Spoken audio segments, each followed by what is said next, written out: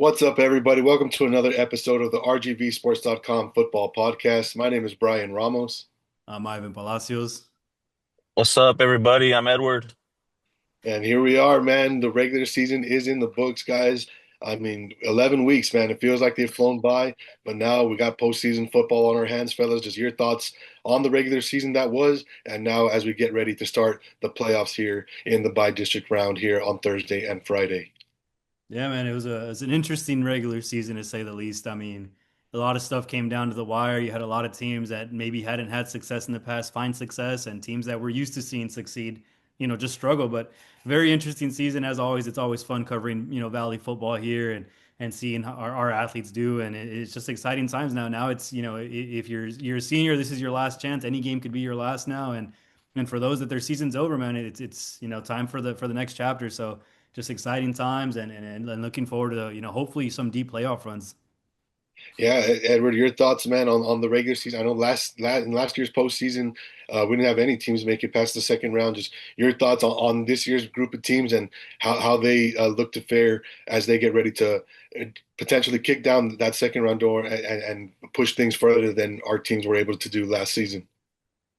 Yeah, it was another fun season. Me personally, I got to go to a lot of really good games, especially early in the season. A lot of cool, shootouts and stuff like that. Yeah, the second round. I mean, it's gonna be tough again this year. I mean, when you start looking at some of these teams on paper, I can speak for the 5AD2, teams a lot. You know what I'm saying? Like, covering them, but like teams like Alamo Heights and Bernie. Look really good on, what I'm saying? Those teams look really good on paper. Gregory Portland looks really good on paper in the Corpus area. There's always some mean sub 5A teams, especially once you have to keep going a little further up north than the UIL schools, right? You're already playing teams from Houston, basically, Austin. Um, in the first, second rounds and stuff. Hopefully we can get some teams to,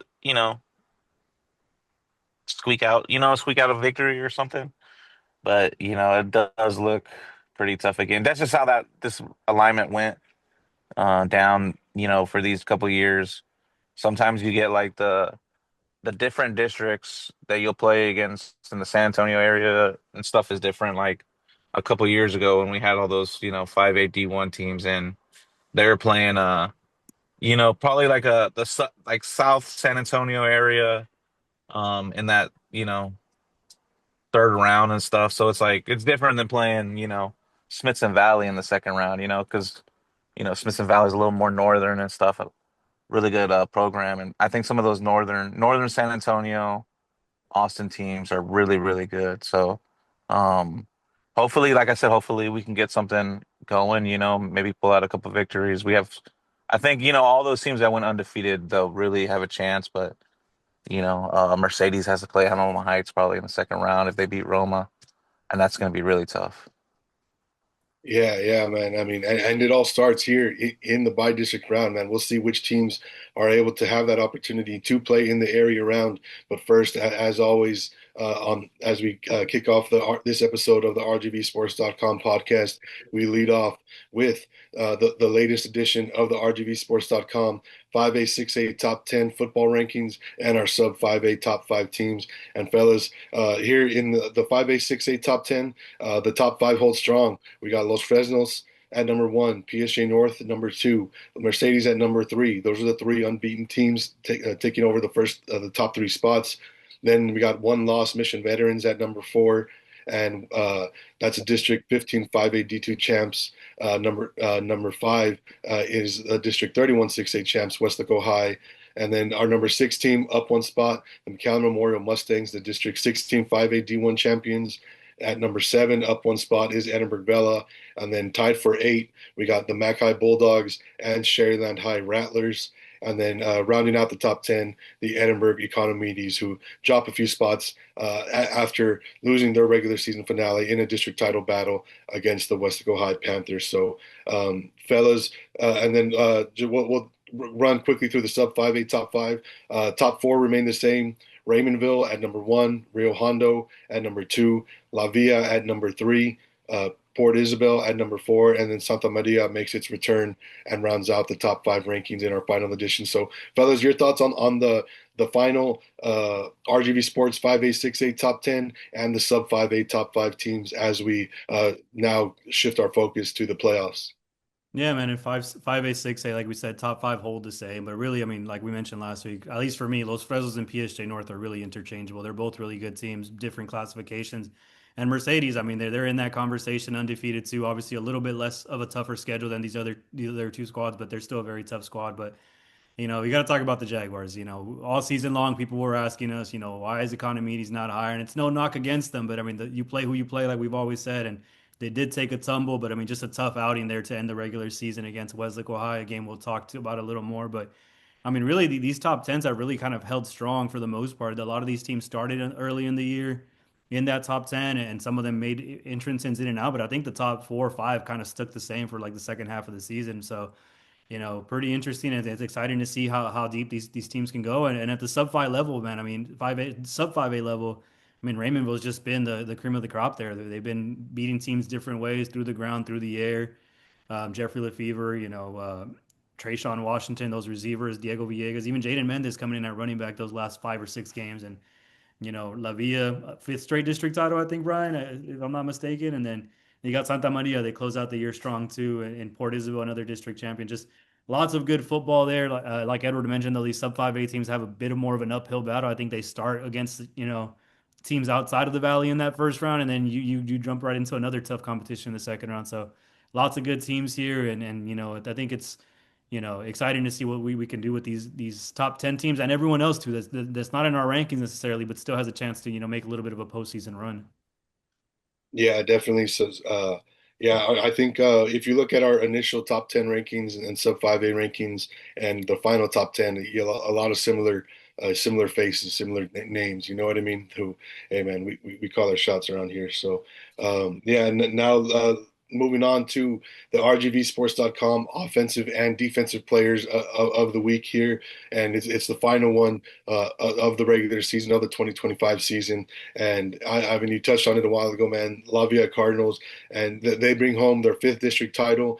After picking up a big win over Agua Dulce, and the guy who led him to that win, running back Andrew Gonzalez, he runs wild, man. 283 yards, 6 touchdowns to lead the Cardinals to a big victory, a 30-point victory in the district title game. So big performance from Andrew Gonzalez to bring home RGVSports.com Offensive Player of the Week honors here as the Cardinals bring home their fifth consecutive district title and now get ready to take on Luis in the first round of the by district round of the playoffs. And then on the other side of the ball, our RGVSports.com Defensive Player of the Week, PSG North cornerback, sophomore cornerback, Drayden Espinosa.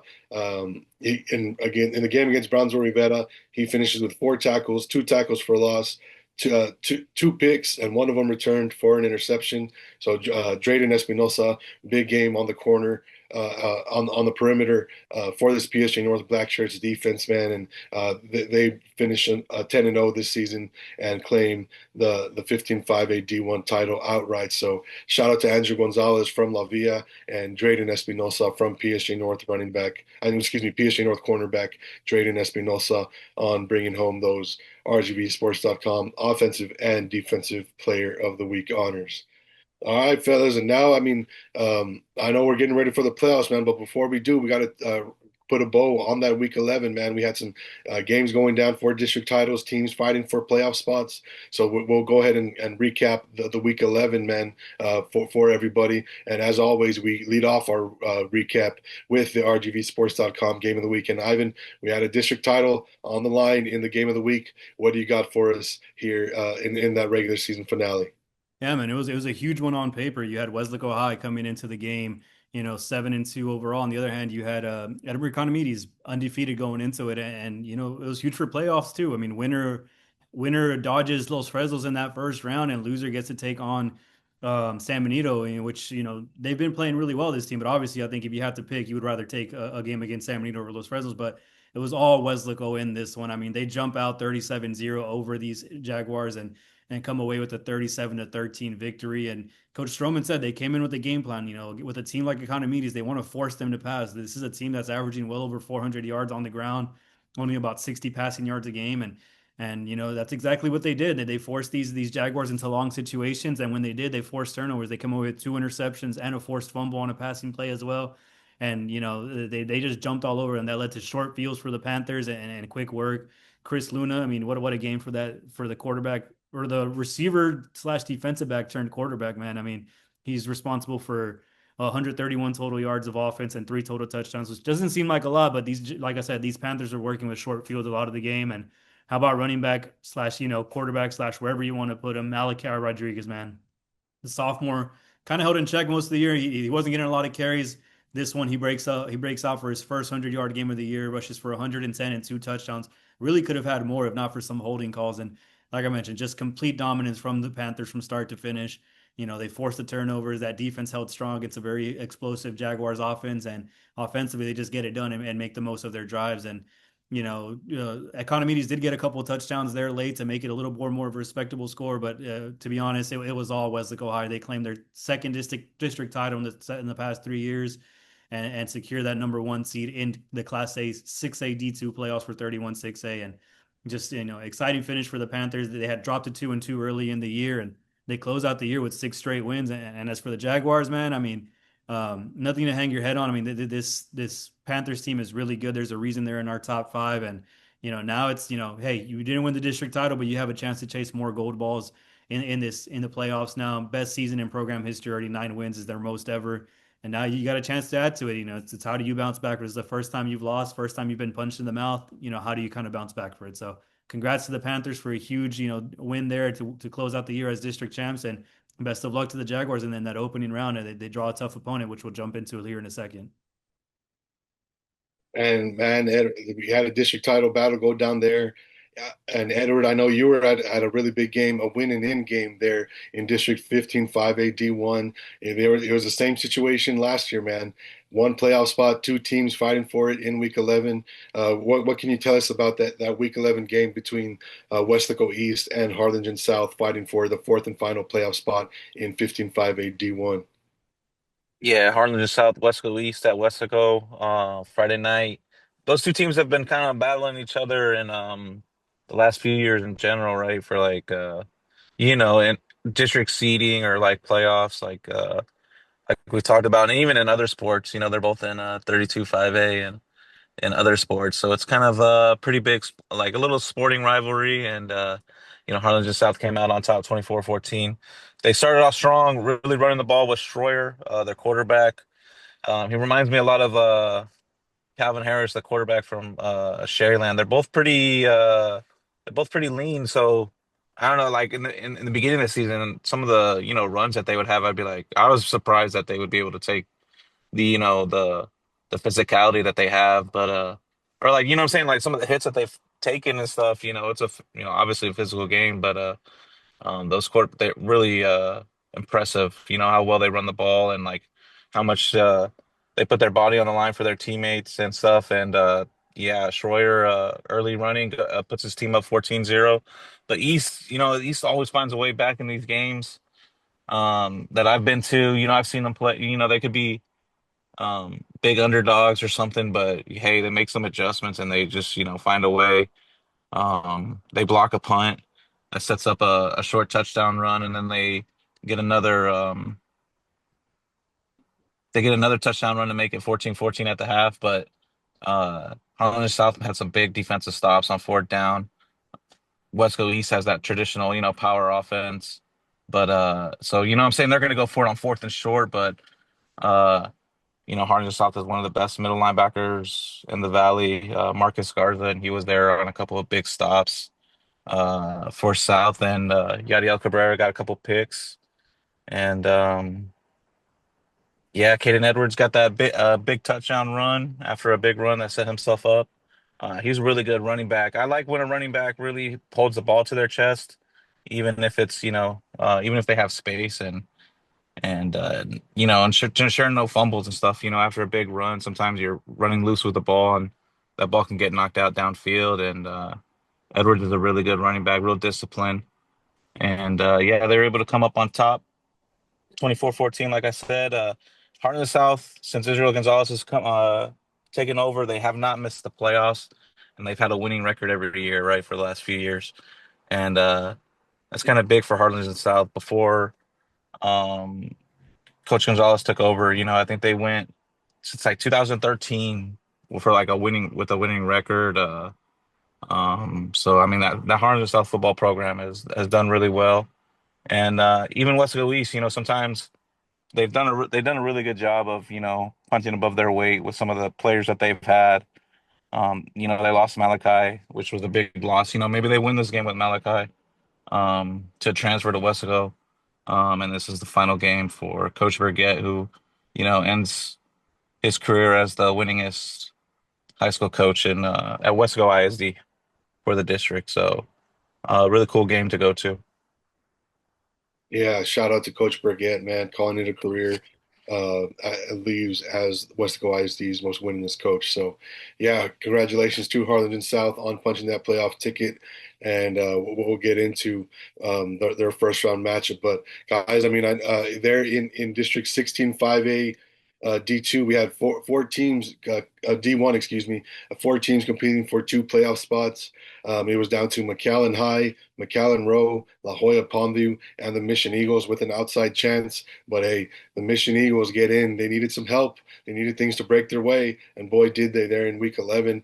Mackay clinches a playoff spot. They beat McAllen Rowe 23-7 to lock themselves, the Mackay Bulldogs, into the number 3 seed. Right, so that leaves a three-way tie for the number 4 seed in 16-5A D1 between McAllen Rowe, La Jolla Palmview, and the Mission Eagles, all at 3 and 4 in district play.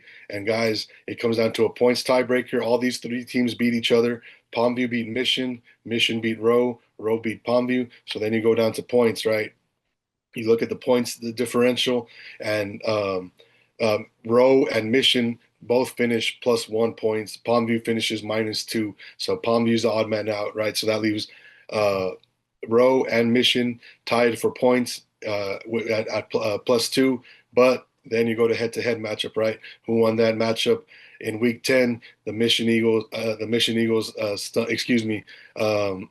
In Week 9, the Mission Eagles stunned the Road Warriors 36-30. That was an upset at the time, and hey, man, that proved to be the difference that got the Mission Eagles into the playoffs here in the regular season finale. They beat Waters Lincoln 41-16 on Thursday. So on Friday, they're just watching that Palmview Memorial game, rooting for a Memorial win. So Palmview would lose and end up tied with Mission, and they're watching that Mackay Rowe game, hoping Mackay wins. So Rowe would end up tied with Mission. Then the tiebreaker all works out in Mission's favor. So Mission Eagles in the playoffs as the number 4 seed in District 16 5A D1.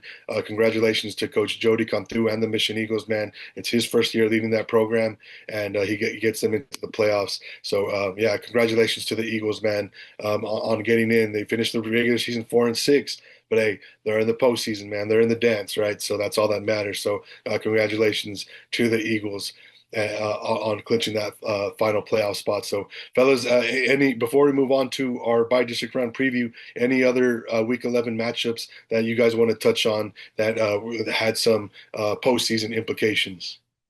No postseason implications in this one, but always a huge game down in the Battle of the Arroyo between Harlingen and San Benito. And Harlingen had come in losing two straight to San Benito, man. I mean, as a Cardinal, you never want to lose to the Greyhounds, but Harlingen's able to bounce back this one, and they pick up a 24-10 win in the 103rd Battle of the Arroyo. They've met more times in the playoffs in other games.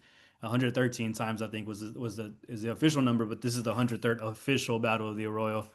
It's just a huge game by the Cardinals. I mean, to close out the year, Hassan Woolery throws for over 100 and rushes for over 100, earns the MVP from the Great American Rivalry Series. And Noah Huerta, I mean, he hadn't won a Battle of the Arroyo his whole career. First, freshman year wasn't on varsity. Sophomore and junior year, they lose both of those.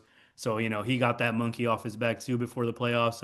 Scores 2 touchdowns. Not many rushing yards. He only had 47, but still, hey, he came up big when it needed. I mean, he scored the last touchdown to kind of put the game away. And the defense, man, I mean, just what a performance. Lots of sacks there in that one. And just a huge win by the Cardinals. They close out the year 4-6 and 3-1 in district. They finished second place there behind Los Fresnos, and San Benito 2-8 and 2-2. Both are headed to the playoffs. One's going to 6A D1, one's going to 6A D2.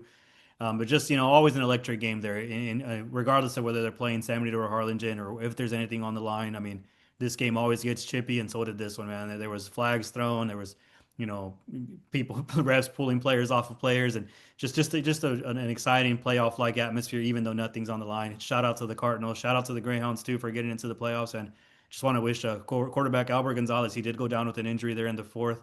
Hopefully, quick recovery, and then he's only a junior, so hopefully we see him back on the field next week or next year, I should say.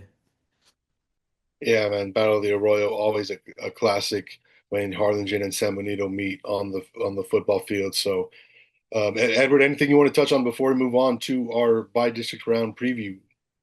Yeah, there's a couple of quick, just a couple quick hitters for you. You know, Roma took down Alice to for that final spot in 5AD2. Um, and then Lyford ended up losing to San Diego in sub 5A in a playoff decider. So, unlucky for them. Um, that's pretty much it. Yeah, those were the only other couple playoff deciders, right, that we had. Yeah. Yeah, man. So yeah, now the regular season is in the books, man. Congratulations to the teams fighting on and who earned a playoff spot. Now they get ready to they're looking to put together a playoff run here, and it all starts in the bi-district round of the playoffs. So, fellas, I mean, let's run through this preview of the by district round, and let's go, I guess, in day by day, right? Let's take it. Let's run through Thursday's games first, then we can dive through Friday's matchups. Ivan got a couple big 6A D2 matchups on Thursday, as well as a couple 5A D2 matchups and one 4A D1 matchup. I want if you want to run through those 6A D2 matchups we got going on Thursday. Yeah, we'll start it off with your Bobcats, man. One of the oldest programs here in the Valley, taking on one of the youngest programs in the Valley, Brownsville Vets. I think they're only 16 years in, and this one's this Thursday, 7 p.m. at Richard Flores Stadium, and it's honestly a very interesting one. The Edinburgh High has one of the toughest, most physical defenses in the Valley. On the other side, you got Brownsville Vets. They're a physical running team. It's going to be interesting to see how these two teams collide, and Brownsville Vets did suffer a big hit at the end of the year. They lost senior fullback Cesar Belmontes for the year, but I mean, when you got a guy like Calvin Trevelyan over 1,300 yards and 18 total touchdowns. And Junior Manny Escobedo, I mean, he stepped in nicely, 412 yards and four touchdowns. I mean, they've kind of kept that rushing game going. And the Chargers, they've met against the Bobcats three times. They've never lost to them, and including a 47-9 victory during last year's by district round. But I think this one will be a lot closer, especially with that defense. Moises Hernandez there at linebacker for the Bobcats, and Diego Gonzalez, David Garza, Esteban Damien on the line. I mean, 45 and a half combined tackles for loss and 14 sacks for those three guys. Just, it's going to be a very physical, gritty matchup there, I think. And again, this Friday, 7 p.m. at Richard R. Flores Stadium. And the other 6A D2 game going on Thursday, we got La Jolla High Coyotes traveling to Bogus Stadium to take on the Harlingen High Cardinals. This is La Jolla's, they're back in the playoffs after missing the last 2 years. And, they beat PSA High in that regular season finale to secure that spot behind a huge day for Mauricio Genti. And he finished the year with 2,000 rushing yards, man. 2,000 rushing yards, 23 touchdowns, and on 210 carries. That's actually the number 16 mark in Texas, according to Max Preps. And they got a tough test against another really good Cardinals team that is making their seventh straight playoff appearance, 25th in the past 26 years. And just like the Coyotes, they have a veteran running back in their own. Noah Huerta, we talked about him already. He finished the year with almost 1,000 rushing yards and 13 touchdowns. That's with missing some action. So it should be a fun one there. Two of the top running backs in the Valley going head to head there and at Bogus Stadium, and that's this Thursday at 7 p.m. at what's it called? Bogus Stadium in Harlingen. That's the first meeting since 2005. That's the last time they met, and Harlingen defeated La Jolla 36-13 that year. But hey, a lot can change in 20 years, right? Edward, man, got another couple big games going on. 5A D2 on Thursday. Just what can you tell us quickly about those matchups that we got going on between 15 5A D2 and 16 5A D2? Yeah, Mission Veterans versus Brownsville Pace. We've talked about veterans a lot, right? Over the year. One of the best quarterbacks in the Valley, Roman Reina. Really good defense, really good, a lot of good skill players, a lot of good athletes on that team. La Bastida, the linebacker, really good. Just they got Brownsville pace, and I don't know, like it's going to be tough for some of these Brownsville schools, to compete with some of these the the west side of the valley teams.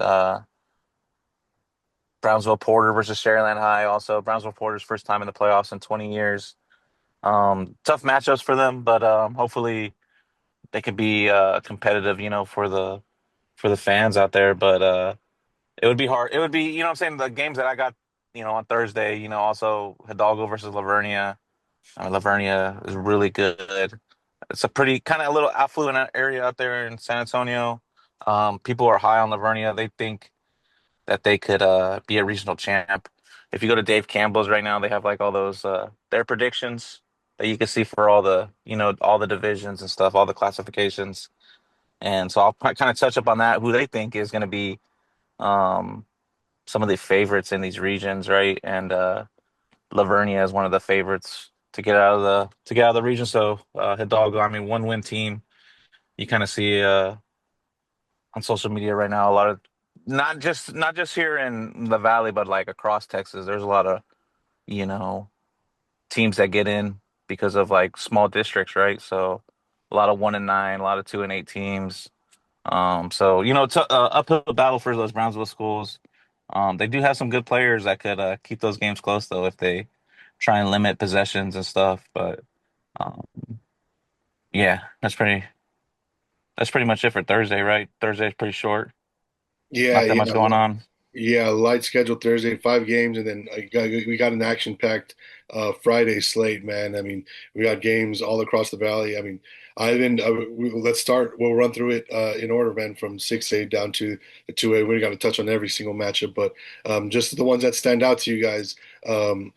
6A D1, Ivan got another couple matchups here at the 6A level, leading off Friday's matchups. What do you got for us coming at the 6A level on Friday? Yeah, I mean, on paper, one of the more intriguing matchups. I mean, a combined 19 wins between the Jaguars and the Falcons. That's this Friday, 7 p.m. at Leo Aguilar, and it's a tough draw for the Jaguars. I mean, it's Los Fresnos has been one of the best teams in the Valley this year, and it's just gonna that's why that game against Wesleyan was so important. You kind of wanted to avoid Los Fresnos in the first round. Now you got to go to Los Fresnos and try to beat them at home. So tough draw there. I mean, it should be. In my opinion, Los Fresnos should win, but hey, you never know. It's football, it's playoff football. Things can go anyway, but playmakers on both sides, it should make for a fun one nonetheless. And then just to run through the other 6A D1 game, you got San Benito traveling to Bobby Lackey to take on Weslaco High. That's a rematch of last year's by-district matchup as well. Weslaco won that one 28-0. It's actually the fourth time these teams play in the last 2 years. They met in the regular season last year, in the playoffs as well, and Weslaco's won all four of those matchups, so they enter with a 4 game winning streak. And um, San Benito's hoping to avoid back-to-back first-round exits for the first time since 2020-21, and Weslaco's trying to make the by-district round for the fourth straight year. So should be a fun one there. I mean, they played each other close in the regular season, 10-7. Weslaco came out with that win, but like I mentioned, San Benito might be without their starting quarterback. I think he's done for the year. Not exactly sure, but nonetheless, the San Benito tough team is playing a lot tougher, but this Weslaco High team, man, they're no joke. They won 6 straight games for a reason. Big time matchups going on at the 6A level, man. Two in 6A D1 Friday night. And that takes us to our Class 5A D1 matchups. We got four of them Friday night. Uh, two Valley on Valley matchups and two Valley versus Coastal Bend games. And guys, I mean, we start with the 10-0 PSG North Raiders playing host to the number 4 seed Mission High Eagles. And guys, I know this one on paper, I mean, PSG North should be a heavy favorite, but I mean, without running back Ethan Guerra and Mission High playing well, we've seen them play well in some big games this year. It'll be interesting to see how this one plays out. But I know PSG North, man, they're ready to put together one final playoff run for those seniors that have won 4 straight district titles. So that's going to be an interesting playoff matchup. 7:30 p.m. Friday at PSJ Stadium in FAR. And then, guys, we had a heavyweight matchup, man. Corpus Christi Veterans at Edinburgh Vela, 7 p.m. Friday at Richard R. Flores Stadium. We know how good Vela's been. We know how good Corpus Christi Veterans has been historically. So this one should be another good matchup, man, going down here. This Vela defense, man, we'll see if they're up to the challenge against Corpus Christi veterans, and if the SaberCats offense can score some points here in a matchup against a really good Corpus Christi veterans team that finished as the number 3 seed in 15-5A D1. Then the Mackay Bulldogs, the number 3 seed from 16-5A D1, will take the trip to the Coastal Bend to take on the Flower Bluff Hornets, who were a regional finalist last year. And this year, Mackay will be looking to knock them off 7 p.m. Friday at Flower Bluff High School. Yeah, Mackay, man. I mean, they got some playmakers, man. Hunter Morley coming off a big game, 165 yards and 2 touchdowns in their Week 11 win over crosstown rival Rose. So we'll see what Mackay can do as they take on a good Flower Bluff team here in the bi-district round. And then finally, what I think is the biggest toss-up here in the first round, regardless of classification, we got the Harlingen South Hawks at the McAllen Memorial Mustangs, 7:30 p.m. Friday at McAllen Veterans Memorial Stadium. And fellas, I mean, Memorial, they could be without quarterback Kane Coy. I'm not sure. You know, he suffered an injury in their Week 10 game against Rowe that went into triple overtime. We'll see if he's back. If not, McAllen Memorial Mustangs are going to have to find some solutions there at the quarterback position.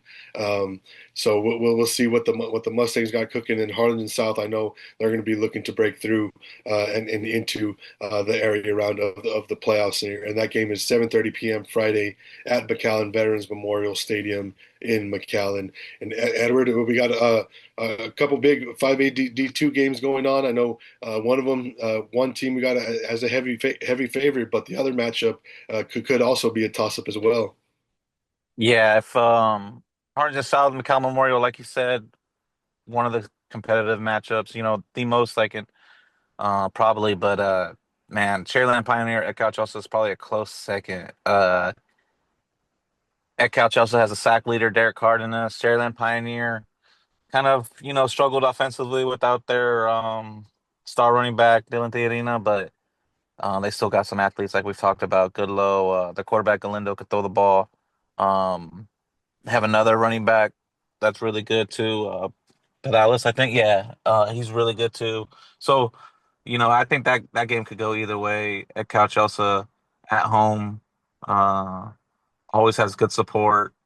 Uh, their offense is kind of, struggled out the gates a little bit, but they've been playing good in that district and finished second as they should, right? Like they're probably the second best team out there in that district. That game against Mercedes was always going to be the district title decider right off the bat.